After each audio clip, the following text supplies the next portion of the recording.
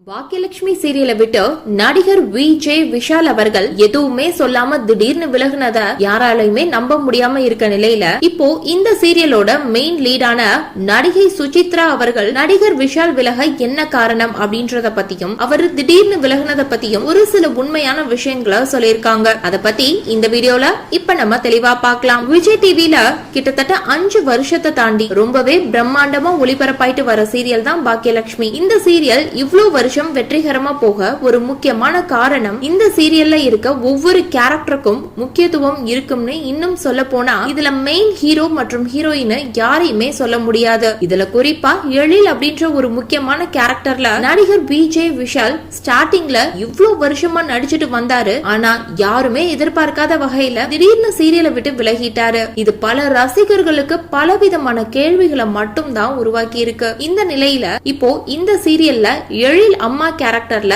பாக்கியாவா நடிச்சிட்டு வர நடிகை சுசித்ரா அவர்கள் என்ன சொல்லியிருக்காங்கன்னா, விஜய் விஷால கிட்டத்தட்ட 5 வருஷமா பக்கத்துல பாத்துட்டு வர அவரு இந்த சீரியல மட்டும் எனக்கு மகனா இல்லாம நிஜத்திலையும் அவரே என்னோட பிள்ளை மாதிரி தான் பாத்துட்டு வர. அவருக்கு ரொம்ப நல்ல கேரக்டர், எல்லோரையுமே அதிகமா மதிப்பாரு. இப்படி ஒருத்தரை பாக்குறதெல்லாம் ரொம்ப கஷ்டம். ஆனா இவராலேயே ஏத்துக்க முடியாத அளவுக்கு கடைசி நாள் ஷூட்டிங்ல சில விஷயம் நடந்துருச்சு. அவரும் ஓரளவு பொறுமையா தான் இருந்தாரு. ஒரு கட்டத்துக்கு மேல எல்லாமே கைமீறி போயிடுச்சு. அவரு ரொம்ப என்கிட்ட வருத்தப்பட்டாரு. எனக்கும் அவர் சீரியலை விட்டு போனது ரொம்ப கஷ்டமா இருக்கு. ஆனா அவர் எடுத்த முடிவு சரிதான். கண்டிப்பா அவரு அடுத்தடுத்து பெருசா வருவாரு. அதுக்கு நான் கடவுள் கிட்ட ப்ரே பண்ணிக்கிறேன். அவரு சீரியலை விட்டு போனாலும் எனக்கு விஷால் எப்பவுமே என் பிள்ளை மாதிரி தான் இருப்பாரு அப்படின்னு ரொம்பவே உருக்கமா சொல்லி முடிச்சிருக்காங்க. சோ இந்த வீடியோவை பார்த்துட்டு இருக்க நீங்க நடிகை சுசித்ரா சொல்லியிருக்க இந்த விஷயத்த பத்தி உங்களுடைய கருத்துக்களையும் கீழே உள்ள கமெண்ட் செக்ஷன்ல ஷேர் பண்ணுங்க. இந்த வீடியோ பிடிச்சிருந்தா லைக் பண்ணுங்க, ஷேர் பண்ணுங்க. மேலும் இது போன்ற பல செய்திகளை தெரிஞ்சுக்க நம்ம சேனலை மறக்காம சப்ஸ்கிரைப் பண்ணுங்க.